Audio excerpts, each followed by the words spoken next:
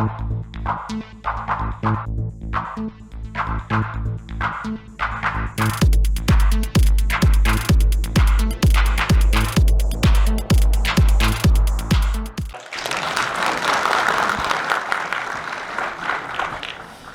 오늘 이렇게 귀한 자리에서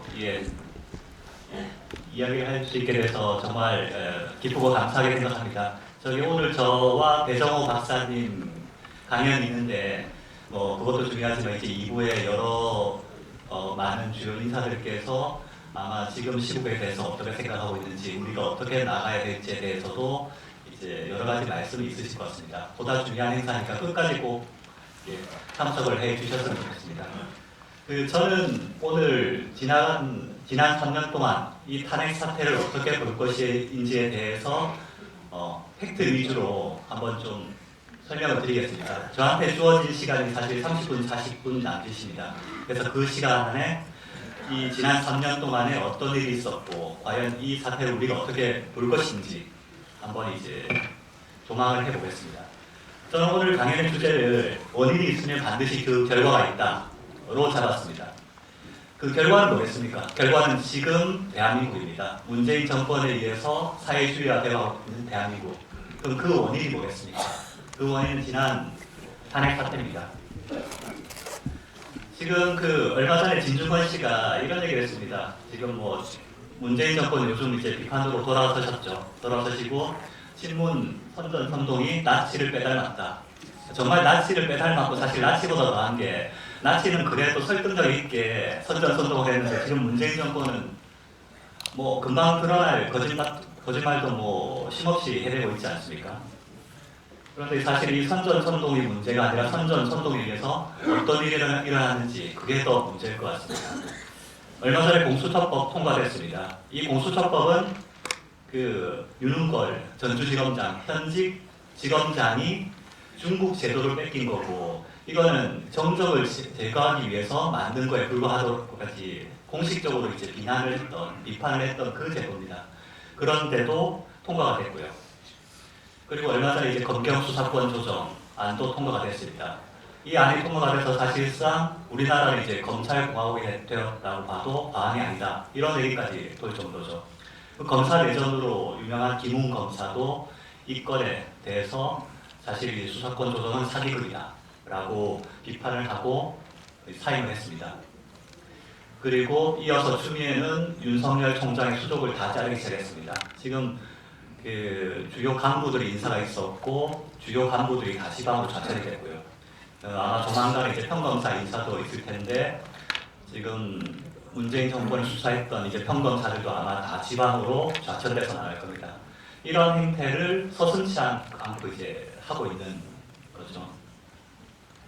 거기다 이제 선거법도 통과가 됐지 않습니까? 그래서 대한민국은 사실 올 4월 이제 어떻게 되느냐에 따라서 정말 몰락으로 가느냐 아니면 그나마 이제 회생의 기회를 잡느냐 그런 이제 기로에 서 있다고 봐도 과언이 아닙니다. 그래서 아마 오늘 이 자리도 마련됐다고 보는데요. 그럼 이렇게까지 나라가 망가졌는데 그 원인이 뭐냐?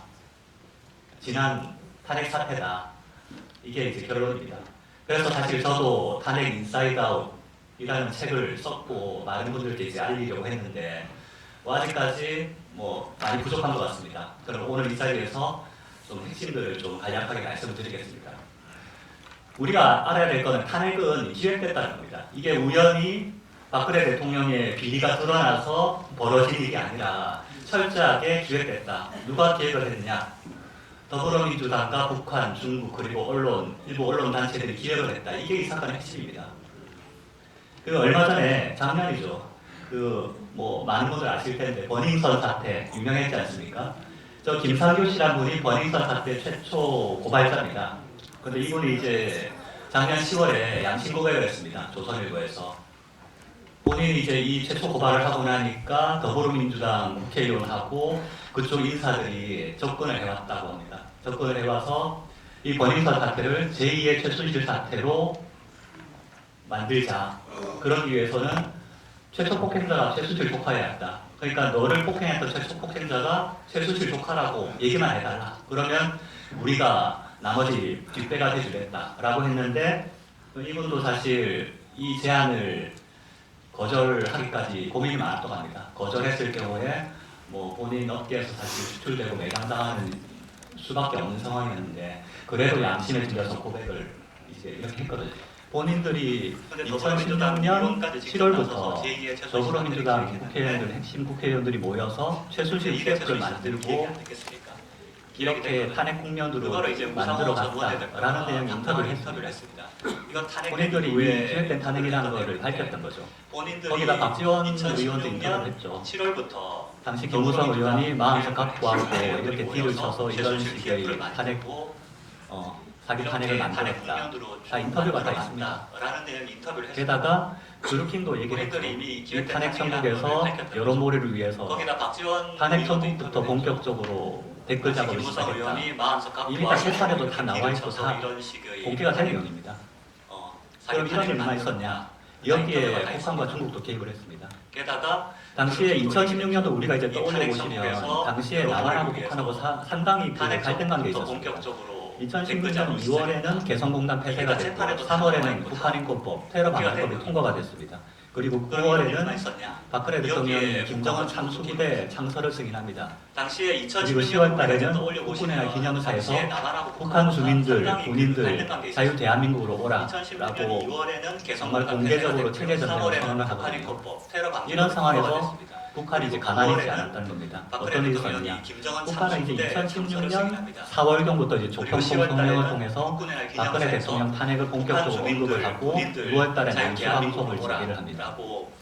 그리고 이상하게도 우연인지 아니면 연관이 있는지 모르겠지만 더불어민주당에서는 그러고 불과 한 달 뒤에 최순실 TF를 만듭니다. 4월경부터 이제 조평통 성명을 통해서 실제로 이 내용들이 제가 그냥 하는 얘기가 아니라 다 통일부 자료에 있는 거예요. 통일부 월간 북한 동향 2016년 4월호 자료에 보시면 조평통 소기국 보도에서 당시 남한에선 탄핵의 탄자도 안 나오는 시기였는데 박근혜를 탄핵하라는 규탄의 목소리가 남한 내에서 터져 나오고 있다는 식의 성명이 나옵니다. 이게 뭐냐면 북한에서 이때부터 탄핵을 기획했다는 거죠. 그리고 불과 한두 달 뒤에 난수방송이 10만 명 재개가 됩니다. 난수방송이 뭡니까? 그 남한에 있는 간첩들한테 보내는 지령을 아무도 보내는 거죠. 이때부터 남한에 있는 고정 간첩, 사실 숫자가 3만이라는 철도 있고 5만이라는 철도 있는데 간첩들이 본격적으로 작용 활동을 했던 거죠. 거기다가 이 기사는 2016년 11월 이때 되면 한창 이제 탄핵 국면 부를 때 않습니까? 이때 통일부에서 국회에다 어떤 식의 얘기를 했냐면 우리 내부 정세를 이용해서 북한의 선전 공세가 더욱 강화될 것으로 예상됩니다. 북한에서 일부 단체들이 어디였습니까? 아마 수주권제, 민주노총, 정교조를 포함한 그런 친이고 성향의 단체들이겠죠. 접촉을 해서 공동분열을 일으킬 걸로 예상됩니다. 라는 자료들이 다 있습니다. 게다가 그 당시에 북한에서 댓글 전담팀 운영했다라는 이제 내용들이 언론을 통해서 등장을 하거든요. 그리고 북한 대남조선이 아마 이때 본격적으로 활동을 했지만 지금도 북한의 이런 댓글 공작, 댓글 부대가 활동을 하고 있을 걸로 충분히 이제 추단이 되는 상황입니다. 북한이 이렇게 이제 관여를 했고 거기다 이제 사실 이건 이제 2017년 2월 달에 용산에서 발견된 전단지입니다. 북한이 이런 식으로까지 사실 전단지 보시면 이 김정은 찬양하는 내용도 있고 사실 남한에서 대한민국에서 만든 거랑 좀 차이가 있습니다. 사실 북한에서 이런 식으로 다 직접적으로 탄핵 국면에 관여를 했고 기획을 했다라는 명백한 증거거든요. 거기다 이제 중국도 제기를 했죠. 전단지 확신을 하는 게 당시에 김정은 찬양하는 내용도 있고 기사들도 있습니다. 중국 유학생 6만 명이나 되는 유학생들이 촛불 집회에 관여했다. 왜 관여했냐면 당시 대한민국과 중국이 사이가 되게 안 좋았지 않습니까? 박근혜 대통령이 사드 배치를 하면서 중국에서 한한령을 내리고 계속 남한을 대한민국을 압박을 했거든요. 그래서 중국 입장에서 봤을 때는 박근혜 대통령을 끌어내려야지 군인들한테 이롭다라고 생각을 해서 아마 탄핵 국면에서 중국 유학생들이 이용을 했던 것 같습니다. 이걸 추단케 하는 또 이제 중요한 근거가 계속 그러니까 남한 최근에 신동아시 단독적으로 나온 건데 중국 유학생 중에 75%가 중국 공산당 조직 소속이다라는 게 밝혀졌습니다. 이건 어떻게 밝혀졌냐면 최근에 그 홍콩 민주화 사태 관련해서 대학가에서 홍콩 민주화 사태를 지지하는 대학생들과 여기에 대해서 반대하는 중국 유학생들 사이에 갈등이 있었거든요. 그래서 뭐 대치 국면이 있었고 언론에도 많이 났습니다. 그걸 통해서 이제 밝혀졌는데 이때도 그 중국 당국의 지령을 받는 중국 유학생들이 이런 식으로 행동을 했는데 탄핵 국면에서 이 6만의 중국 유학생들이 가만히 있었겠습니까? 당연히 어떤 모종의 역할을 했을 거라는 거죠. 결국 이렇게 여러 세력들이 합세가 되니 당시엔 정말 광기의 시절이었습니다. 당시엔 너무나 많은 그 루머와 오보들이 난무했습니다. 물론 이 날짜 보시면 2017년 이제 2월 27일 이제 그 탄핵 심판 한 열흘 보름 남겨놓고는 뭐 조선일보 같은 데서는 우리가 기사 쓰긴 썼지만 알고 보니 다 오보였다라고 일종의 자인했습니다. 그래서 뭐 대통령이 최순실 선생님이라 불렀다도 오보였고 통일 대박이 최순실 아이디어였다 이것도 오보였고 뭐 다 오보였다라는 걸 인정했죠. 그리고 뭐 연속 기사를 이런 식으로 했습니다. 정유라가 대통령 딸이다 오보였고 청와대 발모제가 차은택 연결 이것도 오보였고 그래서 사실 오보가 하도 많아서 조선일보도 이걸 막 연재로 해서 표로 만들어서 이렇게까지 했는데 사실 그 당시 이거 누가 봤습니까? 아무도 이거 보신 기억이 없지 않습니까? 이미 루머와 감기에 의해서 대한민국이 덮여 있었고 사실 뒤늦게 이런 식으로 오보였다라고 얘기를 해봐자 소용이 없었죠. 그냥 탄핵 국면으로 쭉 진입이 됐던 겁니다.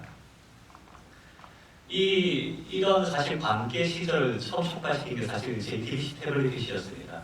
그런데 이 태블릿 PC만 가지고도 사실 뭐 너무나 얘기가 많지만 몇 가지만 말씀드리면 분명히 이제 손석희 씨는 뭐 태블릿 PC로 연설문 수정했다라고 했지만 나중에 밝혀진 바에 따르면 태블릿 PC로 문서 수정이 불가능하다 이게 밝혀졌죠.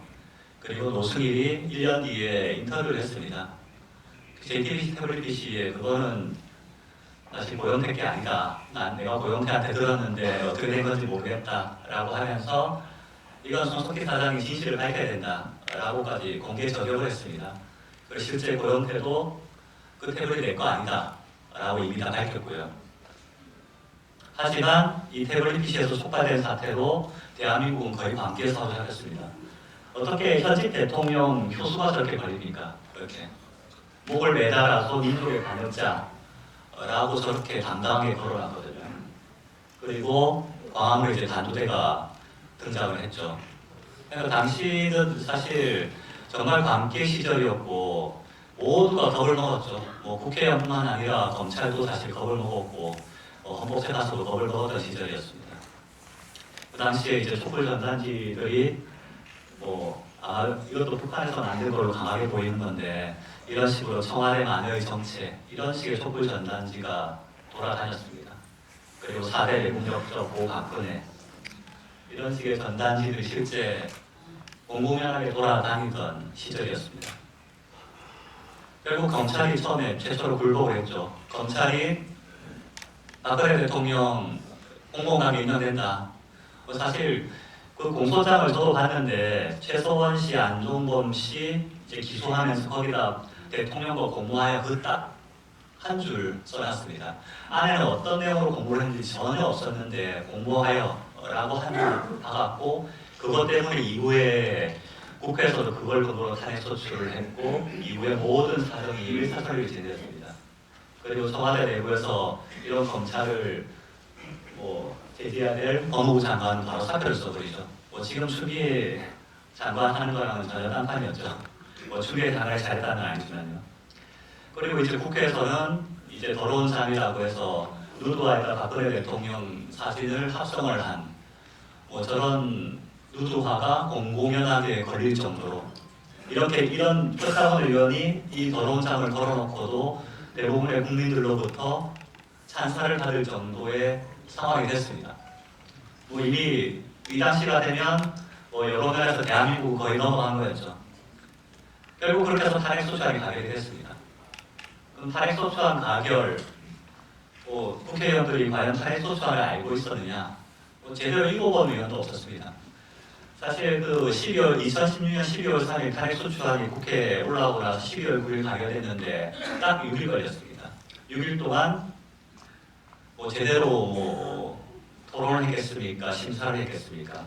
게다가 그 국회에서 내놓은 이제 탄핵소추안에 21개의 참고 자료가 있었는데 그 중에서 15개가 언론 기사였습니다.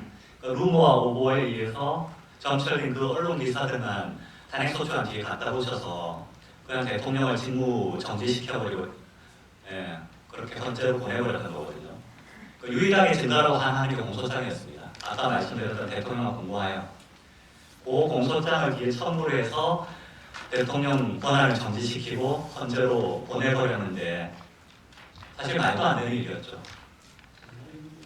미국 같은 경우에는 어떻게 하냐면 이번에 트럼프 대통령도 탄핵 얘기 잘 나오지만 이번에도 보시면 우크라이나 사태 관련해서도 정부에서 청문회 하고 조사 보고서 의결하고 이런 식의 쭉 절차를 거칩니다. 그 이전에 닉슨 대통령 탄핵 같은 경우에도 1년 반 동안 조사했거든요. 근데 우리는 그런 게 전혀 없었죠. 그래서 보다 못해서 그 당시에 헌법재판소에서 공고함을 했던 배보윤 변호사가 박근혜 대통령 탄핵되고 나서 사임을 합니다. 도저히 못 해먹겠다고 사임을 합니다. 그러고 이제 조선일보에서 인터뷰를 하는데 탄핵소추 의결서가 너무 부실했다. 박근혜 대통령과 최소한 씨가 공고했다는 증거는 검찰 공소장뿐이었는데 검찰 공소장에도 구체적인 내용이 있는 게 아니라 대통령과 공모하여 딱 8글자가 있었다. 이걸 가지고 어떻게 대통령을 탄핵시키냐. 그래서 이런 사안이라면 헌재가 당연히 내용이 부실하다고 해서 탄핵소추안을 국회로 돌려보냈어야 되는데 헌재도 겁을 먹었든지 그렇게 하지 않았다. 라는 게 배보윤 변호사의 이야기였습니다. 당시에 대통령은 이 사태를 수습하기 위해서 너무나 많은 일들을 했습니다. 우리가 사실 기억을 못하지만 헌법 개정 제안을 했고요. 세 차례에 걸쳐서 대국민 담화를 통해서 해명을 하고 사과를 했습니다. 그리고 검찰 조사, 특검 조사 수용하겠다고 했고요. 김병준 카드도 세웠다가 무산되니까 국회에서 책임 총리 찍어주면 그 사람 임명해서 내치를 맡기겠다라고까지 제안을 했죠. 그게 안 되니까 마지막에 조기 퇴진하겠다. 내가 4월에 퇴진할 테니 6월에 대선 치르자. 라고까지 다 양보를 했습니다. 그런데 오히려 정치권에서 이걸 이용을 했죠. 왜 이렇게 이용을 했느냐? 아까 더불어민주당 우상호 원내대표 인터뷰 보셨지 않습니까? 이 양반들은 애초에 대통령을 돕게 살려두려고 하지 않았어요. 왜냐하면 박근혜 대통령을 하야라는 절차를 통해서도 라도 이제 내려왔을 경우에 이분이 두려운 거죠. 이분의 정치적 영향력이. 그러니까 어쨌든 정치적 생명까지 끊기 위해서 탄핵 절차로 갔었어야 됐던 겁니다. 지금 왜 박근혜 대통령이 탄핵된 이후에도 끝없이 형사재판 절차를 이어가고 있느냐? 그리고 이 형사재판 절차에서 제일 중요한 뇌물죄를 왜 놓지를 못하느냐? 말도 안 되는 묵시적 청탁이니 이런 논리를 들어서 뇌물죄를 만들지 않습니까? 뇌물이 인정돼야지 탄핵의 정당성이 확보가 되기 때문입니다. 그러니까 지금도 이 탄핵 전쟁이 계속되고 있는 상황인 거죠. 정권에서는 제일 두려워하는 게 뇌물죄가 무죄가 되거나 박근혜 대통령이 다시 무혐의로 나오는 거. 그럼 자기 정권의 모든 정당성이 다 허물어지는 겁니다. 뒤에서도 얘기하겠지만 이것 때문에 정권이 사사건건 재판에 개입을 할 수밖에 없었습니다. 탄핵 심판. 일단 국회에서 헌재로 넘어왔습니다. 헌재로 넘어왔는데도 사실 끊임없이 특검에서는 이제 언론 브리핑을 했죠. 1인 언론 브리핑을 했는데 그러면 이제 5원 언론에서 이걸 다 알아서 팩트인 양 받고 사실 대통령이나 헌법재판소에서 대통령 대리인들이 하는 얘기는 사실 취급도 안 해줬습니다. 그러니까 언론이 장한 상태에서 국민들은 사실 모든 언론가 막혀있었던 상황이죠. 그런 상황에서 헌법재판소는 사실 말도 안 되는 절차 진행을 했었습니다. 박한선 소장이 재판 한참 하다가 3월 13일까지 결론 내리겠다 라고 했거든요. 이 말은 재판 제대로 안 하고 어쨌든 결론 내리겠다, 대통령 탄핵시키겠다라는 얘기와 같은 얘기였습니다. 그래서 대통령 대리인단이 끝없이 항의를 했지만 안 받아들였고 3월 13일에 결론을 내리기 위해서 어떤 일을 했느냐, 수많은 정보를 다 묵살했죠. 빨리 끝내야 되니까요. 고영태 녹음 파일 공개 검증 신청을 헌재에서 기각을 했습니다. 그런데 이 녹음 파일에 어떤 내용이 있었냐? 고영태 녹음 파일에는 박근혜 대통령을 레임덕을 텐데 기름을 확 붓자. 그렇게 해서 제자는 자기들이 장악을 하고 뭐 그렇게 하자. 박근혜 대통령 죽이고 다른 쪽과 얘기하자. 이 다른 쪽이 어딘지는 각자의 상상에 맡기겠습니다. 이런 너무나 중요한 탄핵의 본질에 해당되는 녹음 파일이었거든요. 근데 이게 사실 헌법재판소에서 틀어보지도 못하고 그냥 묻혀버렸습니다. 그러니까 태블릿 PC 감정보고서 이것도 헌법재판소에서 기각을 해버렸거든요. 그러니까 태블릿 PC도 전혀 생성이 되지 못하고 사라졌습니다. 그리고 헌재에서 무더기로 증인 신청을 기각을 했죠. 그래서 제대로 대통령 대리인단 측에서는 증인 신문 조사 제대로 해보지도 못하고 그냥 검찰에서 일방적으로 갖다 쏟아놓은 그 수사 기록만 가지고 헌재에서는 재판을 했던 거죠. 오죽해서는 저희가 고영태만을 불러보겠다. 이 고영태가 어떤 작당을 했는지는 꼭 불러야겠다라고 사정사정을 했는데도 결국 고영태도 못 불렀습니다.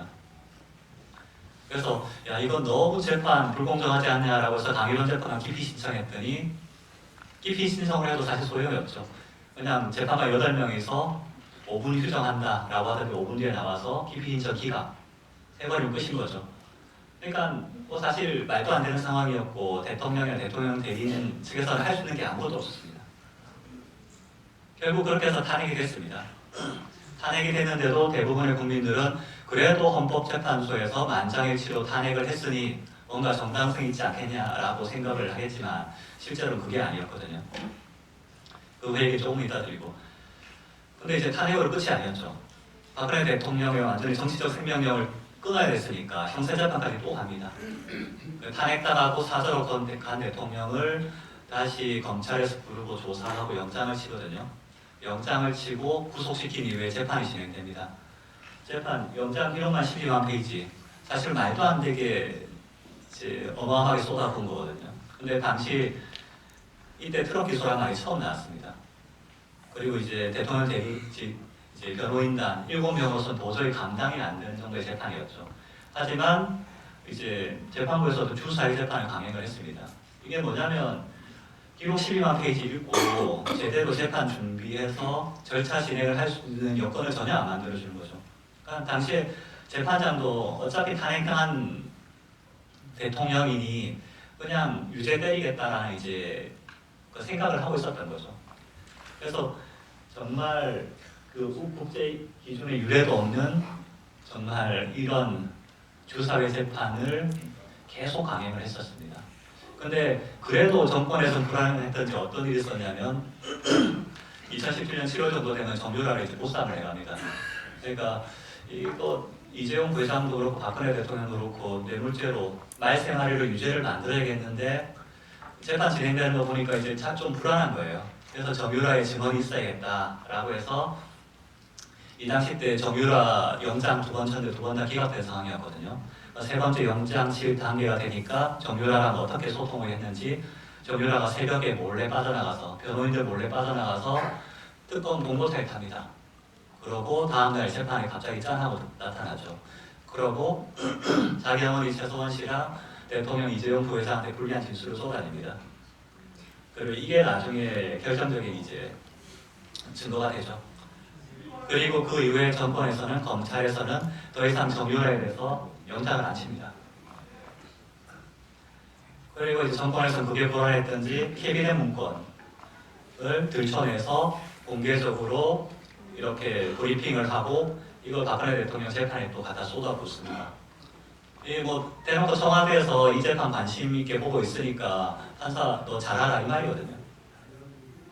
이거 가지고 이 청와대 캐비넷 문건 이것도 사실 그 조대한 민정수석 이제 가장 마지막으로 민정수석을 했던 분이 하신 얘기가 있는데 청와대에서 그 정권이 바뀌고 정권을 넘겨주는 그 찰나에 캐비넷에 문건을 남겨둔다는 건 사실 말이 안 된다. 2번, 3번 다 확인한 건인데 이거는 분명히 누군가 정권에 아부하기 위한 누군가가 카피하고 있다가 갖다 준 거지 뭐 사실 캐비넷에서 나왔다는 건 말이 안 된다라고 밝혔죠. 사실 그게 합리적이지 않습니까? 근데 어쨌든 이걸 이렇게 전체적으로 이용하고 선동을 했죠. 그래도 불안했습니다. 정권에서는. 그래서 박근혜 대통령 영장 재발부 결정되기 전날 날짜가 보시면 2017년 10월 10일 기사입니다. 그러니까 다음 날 이제 박근혜 대통령 영장 추가로가 결정되게 돼 있었거든요.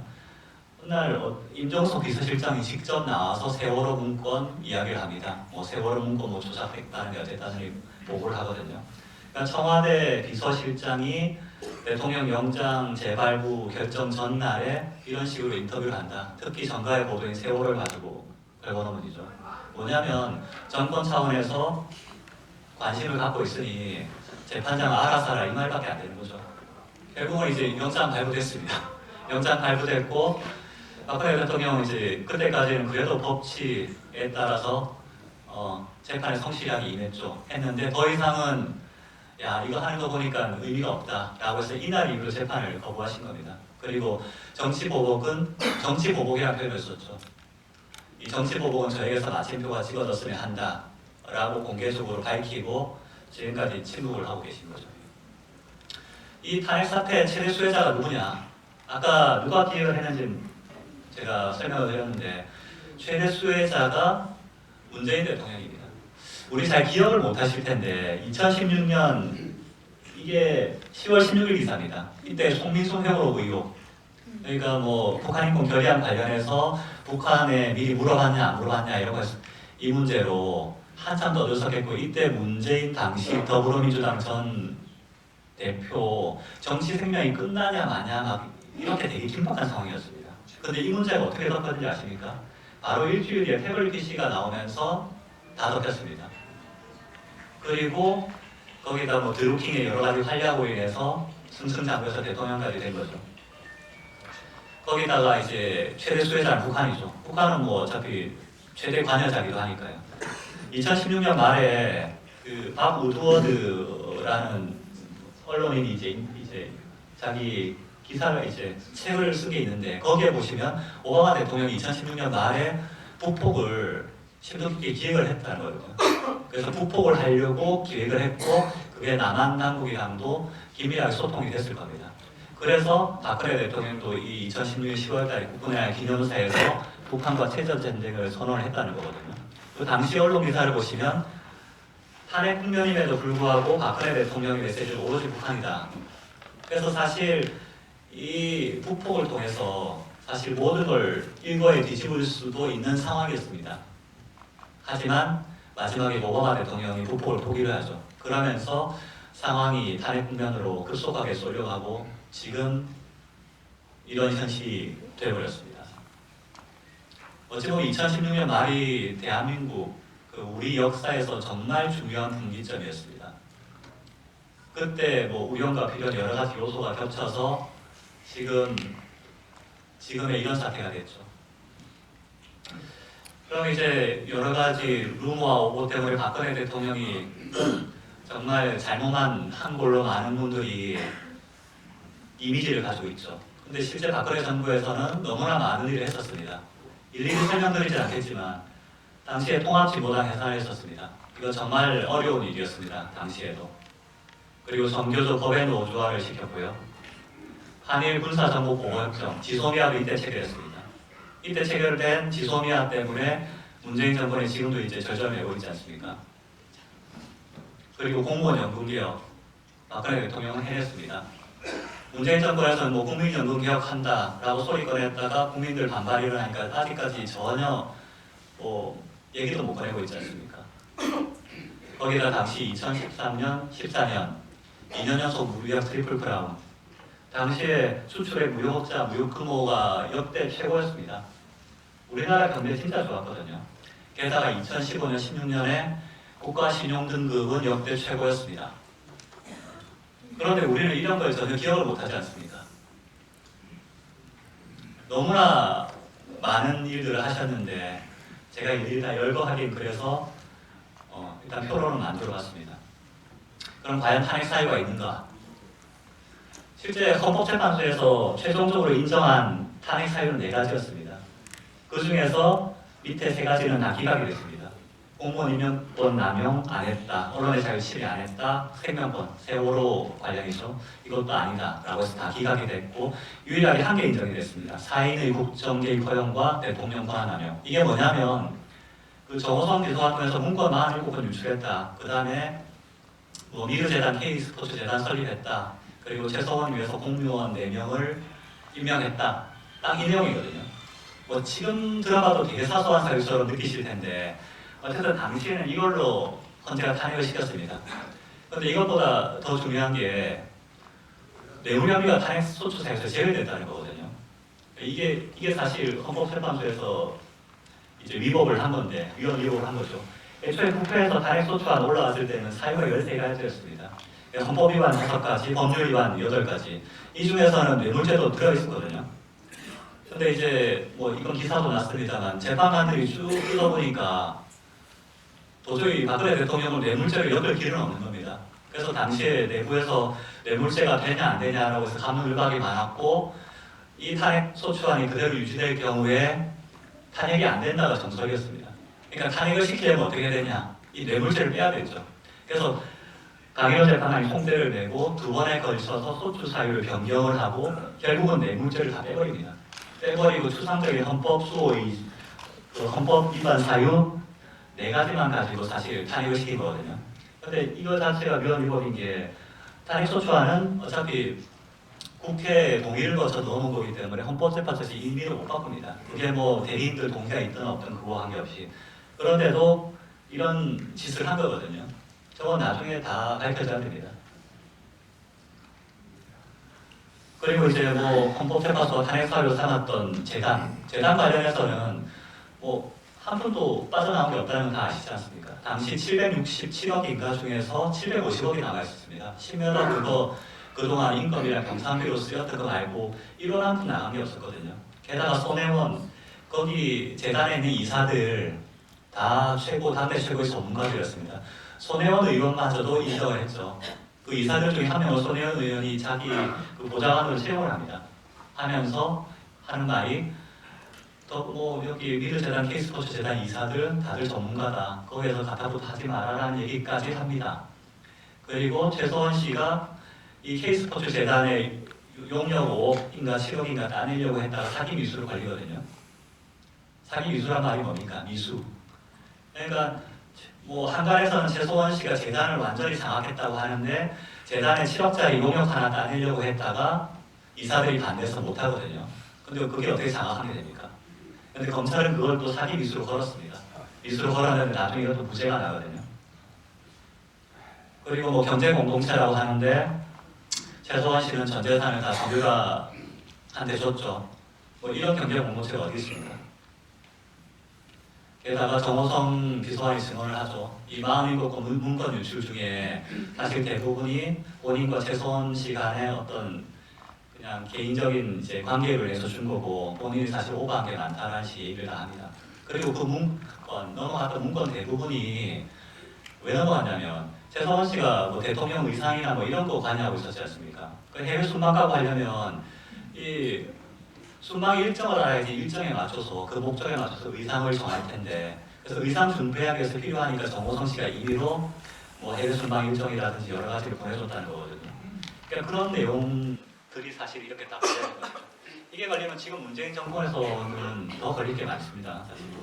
그리고 뭐 공직자 4명을 최서원 씨를 위해서 임명을 했다. 이걸 가지고 울었는데 그 공직자라는 사람들이 다 정상적으로 뭐 장관도 있고 다 청문회를 거치고 이랬던 사람들이거든요. 그 양반들이 뭐 최서원 씨를 일을 했는지 아닌지 모르겠지만 대통령이 그걸 알았다는 증거도 전혀 없는 상황이고 그리고 사실 최서원 씨가 일부 추천을 했다 하더라도 다 공개적인 풀 내에서 검증이 되고 떨어질 사람 떨어지고 했다는 거거든요. 그 헌재에서 이렇게 얘기를 했던 뭐 김종, 차은택 이런 양반들 나중에 얘기를 들어보면 최서원 씨가 본인 추천했는지 몰랐다고 합니다. 대부분 사람들이. 그러니까 추천을 했는지 안 했는지는 알 수는 없지만 최서원 씨도 그 양반들한테 그걸 이야기를 하고 그걸 통해서 그 사람들이 움직이려고 했는지조차도 밝혀지지 않은 상황이었는데 헌재에서 이런 걸 가지고 탄핵을 시킨 거거든요. 대통령이 임명하는 공직자 이제 수천 수만 명인데 이 4명 가지고 이렇게 건다면 지금 문재인 정권에서 문재인 대통령이 하고 있는 건 뭐가 됩니까 지금? 당연히 다 탄핵소였거든요. 그래서 최서원 씨가 작년에 박근혜 대통령한테 이제 편지를 써줘. 본인이 이제 대통령 취임 전에 곁을 떠나거나 떠났으면 이런 일이 없었을 텐데, 아니면 그냥 투명인간처럼 그냥 남모르게 뒤에서 도왔어야 됐는데, 어쨌든 뭐 이렇게 돼서 본인도 안타깝고 죄송하다라는 이제 사죄 편지를 썼죠. 그리고 이제 얼마 전에 작년에 파기환송 판결이 있었는데 내용의 길이가 2가지만 말씀을 드리면, 말 3마리가 뇌물이냐 이거에 대해서 뭐 대법원 다수 의견은 뭐 뇌물이다라고 했지만 반대 의견, 용기 있는 재판관 3위는 반대 의견을 냈습니다. 뭐라고 했냐면, 아니 그 말 3마리 승마 지원 그건 대통령이 필요로 하거나 향유할 수 있는 이익이 아니지 않느냐, 그리고 박근혜 전 대통령이 이익을 취했다는 건 드러난 게 전혀 없다 라고 대법관들이 밝혔습니다. 그리고 동계스포츠 연배센터, 이것도 뇌물로 엮으려고 하니까 그 묵시적 청탁이라고 하는 이상한 논리가 들어가죠. 여기 대해서도 대법관 3인이 승계작업이 있었거나 부정한 청탁이 있었다고 인정할 증거가 없다. 그리고 묵시적 청탁이라고 하면 사실 그 이신점치로 했다는 거거든요. 이게 뭐냐면 이재용 부회장이라는 대통령이랑 독대 과정에서 서로 얘기는, 청탁에 대한 얘기는 한마디도 없었는데 청탁이다 이 말입니다. 이게 사실 말이 안 되지 않습니까? 그런데 그걸 인정을 했는데 다수 의견은, 반대 의견은 그런 식으로 따지면 청탁 안 될 게 뭐가 있냐 라고 해서 대처를 한 거거든요. 근데 지금까지 이제 지난 탄핵 사태에서 봤는데, 이런 기준에 따르면 문재인 대통령은 100번 천번 탄핵당해도 마땅하다, 이 내용을 좀 설명을 드리겠습니다. 사실 제가 표로 사유를 쭉 비교를 해놨는데 이것만 보더라도 사실 어마어마하게 차이가 나죠.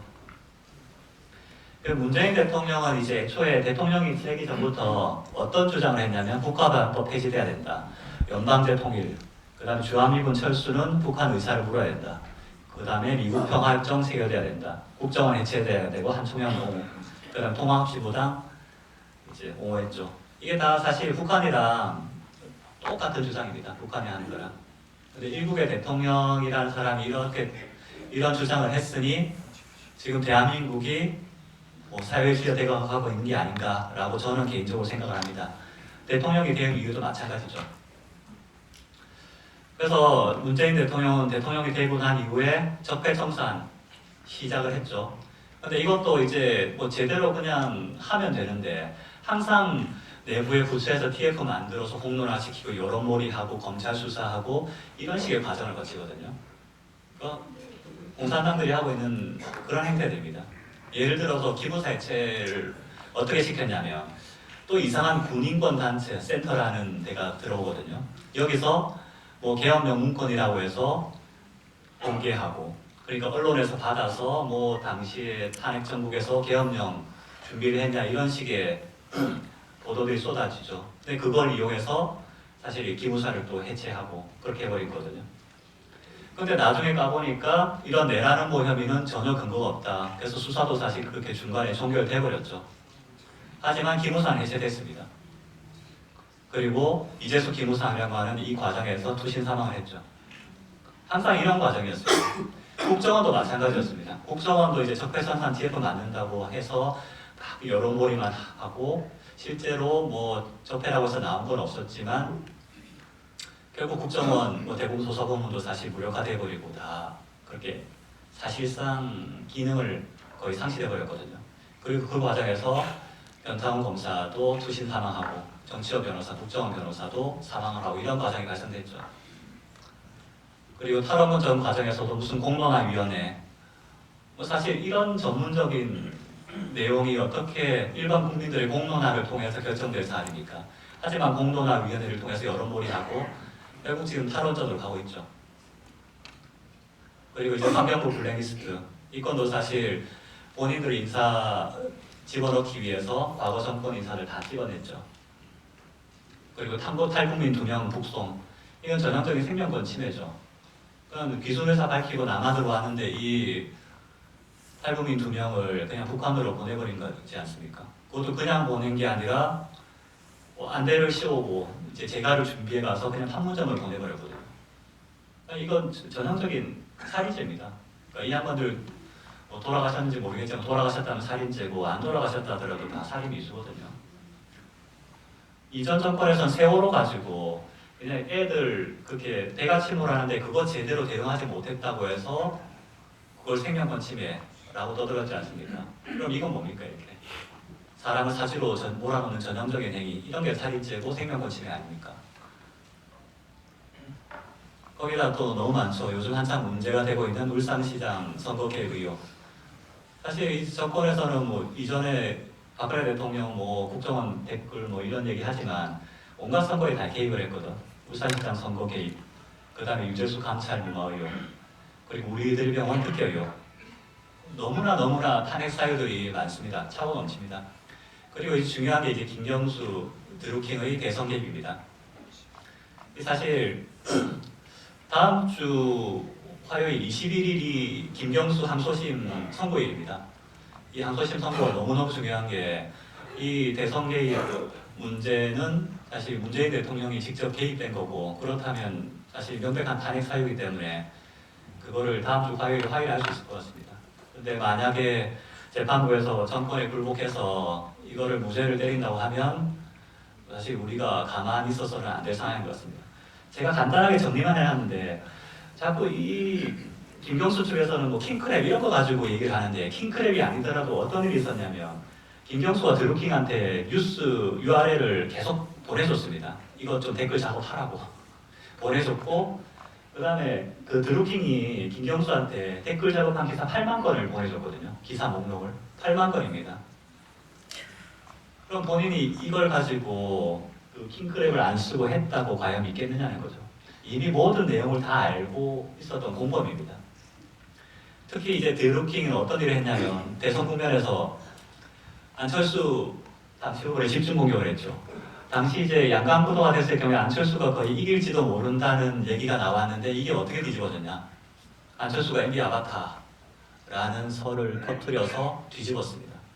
그리고 이제 반기문도 공격을 해서 반기문도 그렇게 중간에 치고 올라가던 지지율을 꺾어버렸죠. 그러니까 이 드루킹 같은 경우에는 문재인 대통령 당선 1등 공신이죠. 가지고는. 그래서 드루킹이 최후 진술 때 어떤 얘기를 하냐면 본인이 신이 없는 정치인, 무능력한 정치인을 대통령과 인자로 만들어서 사과한다. 이런 얘기까지 했습니다. 그리고 이제 문재인 정권의 안보 무력화, 이 한박도 얘기도 한박도 문제도 안 할 수가 없는데 이게 지금 서울에서 엎어지면 코다할 때다가 북한이 이제 무장화를 시키고 있거든요. 그런데 정권에서 한다는 얘기는 이게 뭐 남한 영토인지 북한 영토인지만 따지고 있습니다. 말이 안 되는 거죠. 이미 남북 군사 합의가 이렇게 이루어졌고 남한은 대한민국은 이미 거의 군사적으로 무력화가 됐거든요.